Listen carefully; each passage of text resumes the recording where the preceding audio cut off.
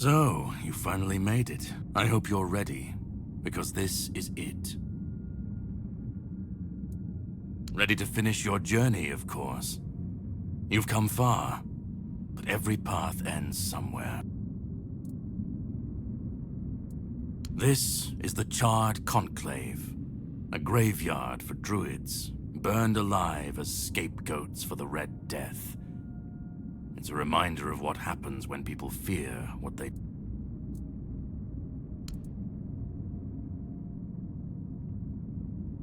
They spoke out. They should have stayed silent, kept there. They believed their ancient knowledge, ugly and painful truths from times long past, could save Avalon from the plague. And maybe they... But people don't want the truth when it's covered in blood. Cruel rituals, sacrifices, hard choices in search of... They called it wisdom, knowledge gleaned. But to the people, everything they did was unnatural, costly. The druids believed their results would justify the costs. They thought Avalon would see them as saviors. But the people did... Well, the Red Church and their politicians made sure of that. The druids became a convenient enemy, a way to shift the blame and tighten their grip. It's always so... Well, death doesn't always mean an ending. It was a sacrifice so costly, and so you're the closest you'll ever come to seeing the true shape of the... To greet you. I was once where you are now. A knight with... And here I found my answer. Well, first, you're going to meet my former employer. We don't see eye to eye anymore, but we both realize that He'll try to sugarcoat the hard truths I've been telling you from the beginning. Spin them differently.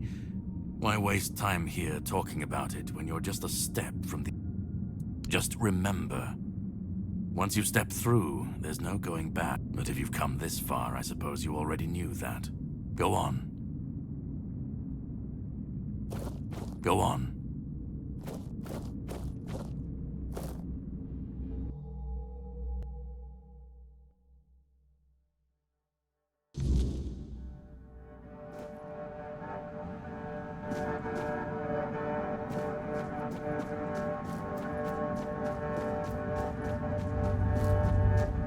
At last we meet.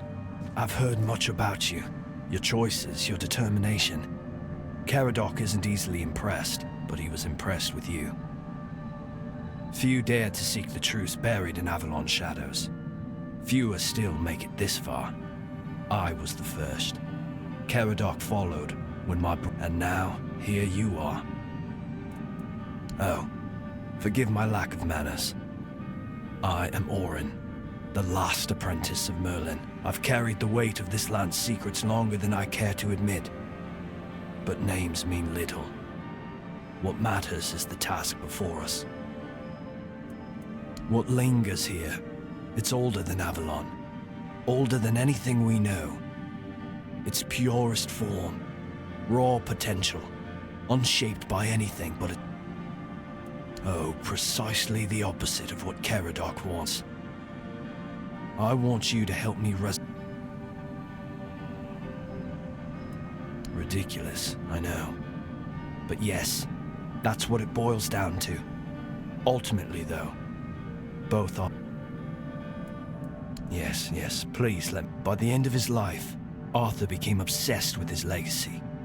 He left mementos, artifacts that embody Excalibur, a symbol of loyalty and sacrifice. But Merlin and the others didn't believe that would be enough. So they acted.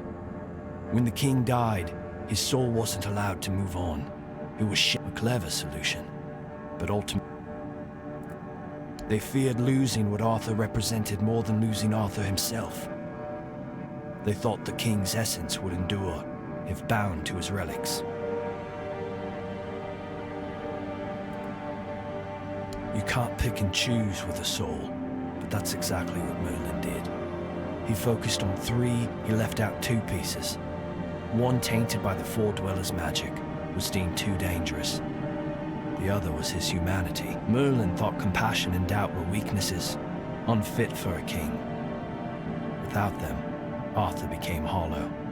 That way, Avalon's greatest failure was born. I tried, and I found his humanity. It's here, bound, kept safe. Finding it needed more than magic. The horrors you endured on that island gave you something no one else has. You can move through the weirdness, touch it, and return. That's why you found the king's soul, bound it to yourself and came back.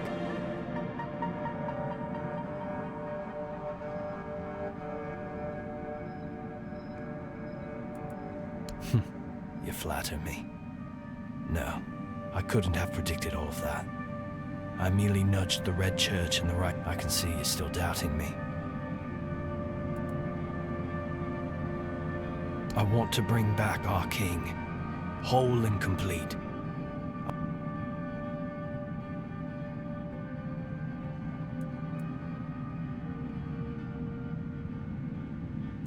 Because I've seen what happens without him. Weirdness preys on the weak, and the people are too divided to stand against it alone. Ever they're left without him, without guidance, chaos takes hold. If things continue this way, Avalon will tear itself apart long before weirdness finishes the job.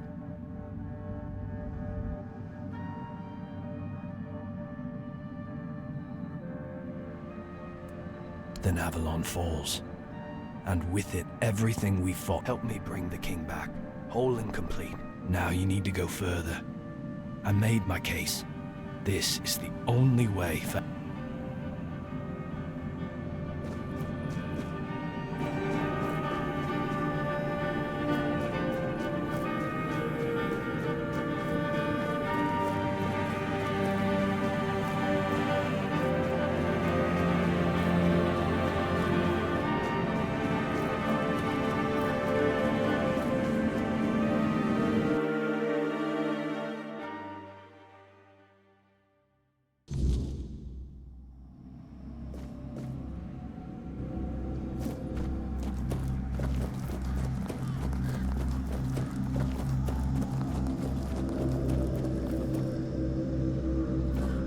I was there when it all began, and Arthur first said we believed in him, in his dream, in his kingdom. Every battle felt like a step closer to peace. But then came the cost. The war crimes, the impossible decisions. We turned from knights into butchers, all because his dream demanded it of... At first I told myself it was necessary. It was the price of building something great. But the longer it went on, that's when I realized Arthur wasn't a god, a savior, or a king, and no man should have the power to demand. But do you understand why I want it so much?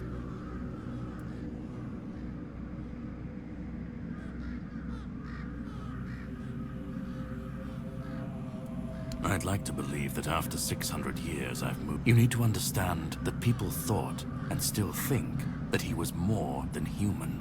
But he wasn't. He made mistakes, just like any man. I've seen what happens when people cling to kings and myths. They wait, but that's not my problem. I'm not here to fix Avalon. What comes after doesn't matter. Let it all burn.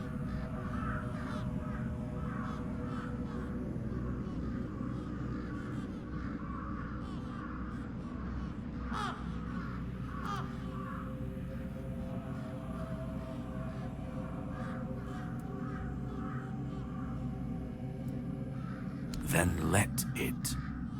If this world can't stand without a dead king propping it up, maybe it does. Arthur's the only myth that still holds weight. And when he's gone, a puppet king, another empty throne, maybe they'll keep pretending for a while. Let them stand, let them fall. It's not my concern. At least it won't be another king's failure. Another lie propping up a dying world. Call it chaos, call it freedom, I don't care. Let them rise, let them fall. I just want to watch it all come down. To see the last lie, what comes after. I've lived longer than any man should. Seen more than anyone should ever bear.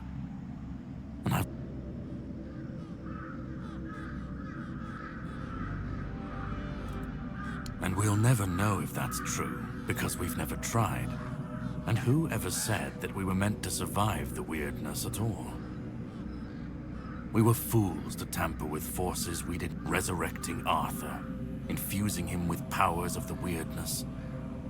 We didn't just bend the natural laws. Such violations of nature's order cannot go unanswered. The bill come. This cannot be allowed. Listen, it's taken longer than I ever imagined. But now, here we are. You've done what you've brought Arthur's soul back together. Almost complete, but not quite. So, thank you for bringing up. You're close now. Just one more step.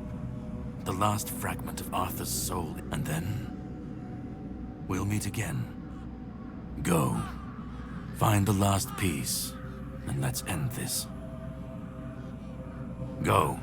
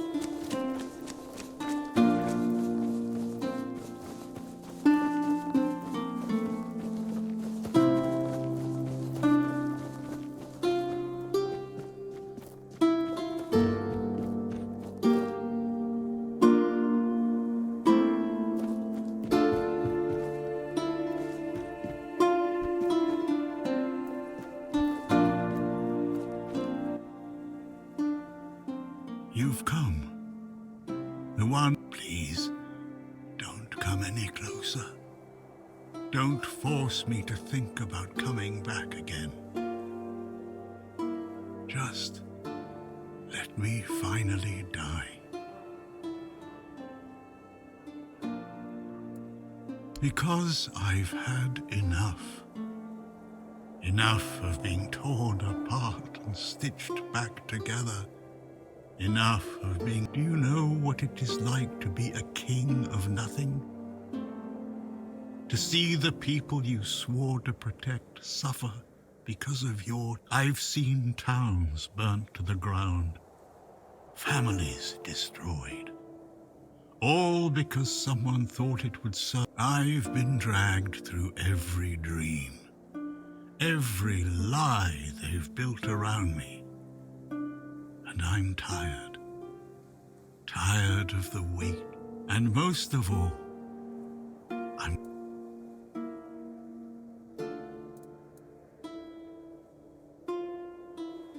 Orin wants a king, not me. He doesn't see the broken man behind the myth. He sees, but symbols aren't people. They're empty. And the more they're used, the more they hollow out the one who carries them. That's all I've ever been to Orin and the Druids. Do you know what it's like to be a weapon? To be forged? He thinks ending me will free Avalon. But what then? Without an idea, a light to guide them, people always seek something to follow. Take that away, and they'll tear each other apart trying to find it. Or worse. I want release. Kill me. Destroy the last piece of me and use the energy however you wish. Take it just don't let me die. Not as Arthur.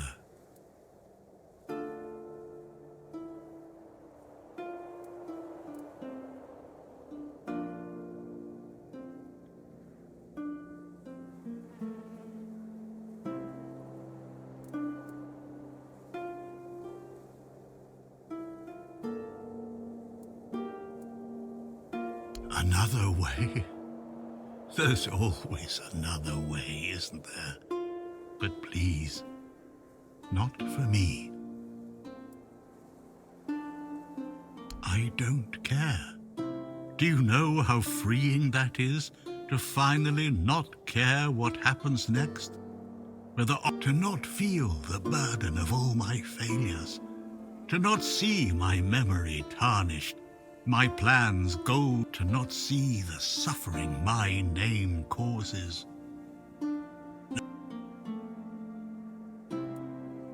Isn't that what you've been doing all along? Carrying what's left of him? You've already taken up the... Doesn't that prove? Arthur doesn't need me. Do what you think is right. That's all I can tell you. And that's the... You hold the choice. I don't care who you side with. Orin, I don't even want to know. Just let me go. Let me die.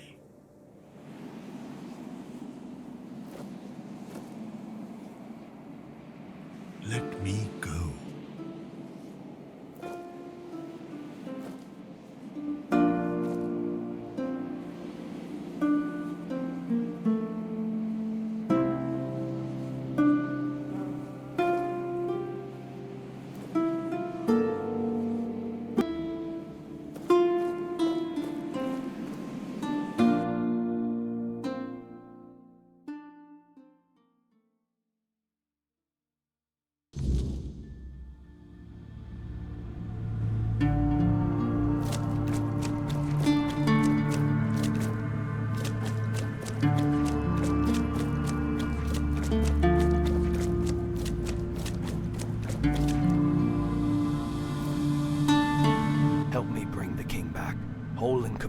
Now you need to go further. I made my case.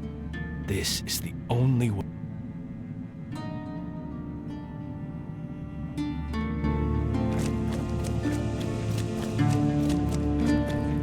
Go on.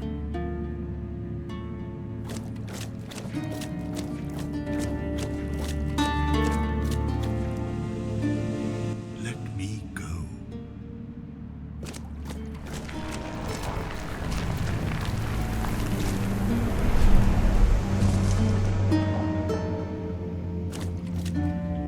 You carried a dying king across the bones of a dying world. Now you stand before what I am the reason there must be an end. I do not guide. I do not judge. I do not offer meaning. You have brought now. Choose.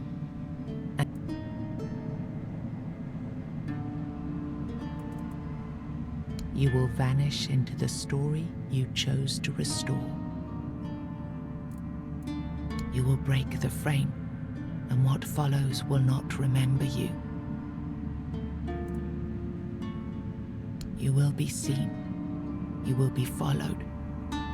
You will be blamed. You will shape the world to become its witness.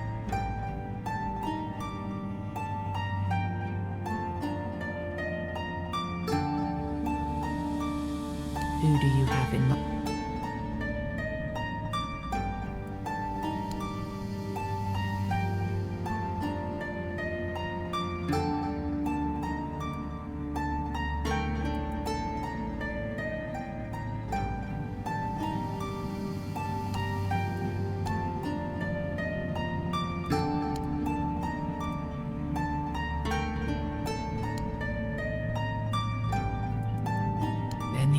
Shall be claimed, its shape, but first, You have to bring silence to what refuse.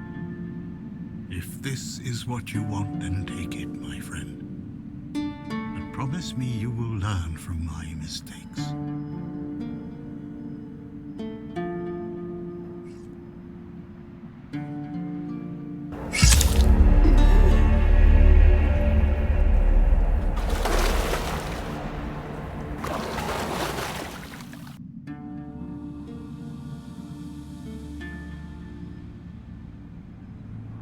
No, I won't.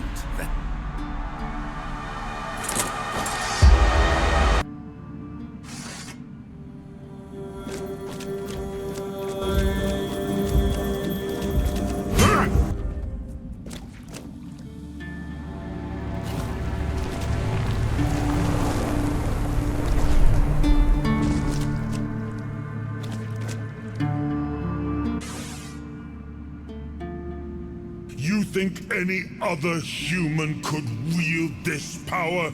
I endured 600. I made this, and now you think you can take it from? No. I will reforge Avalon.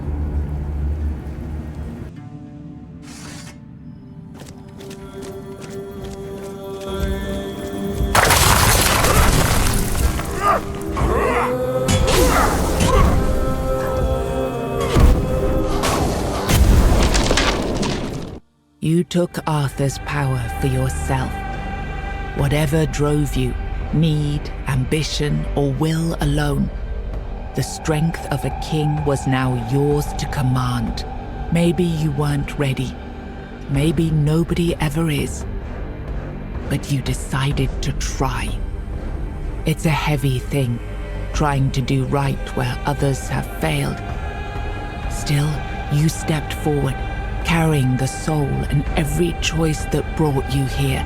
You ruled not as Arthur reborn, but as yourself, flawed, resolute, untested.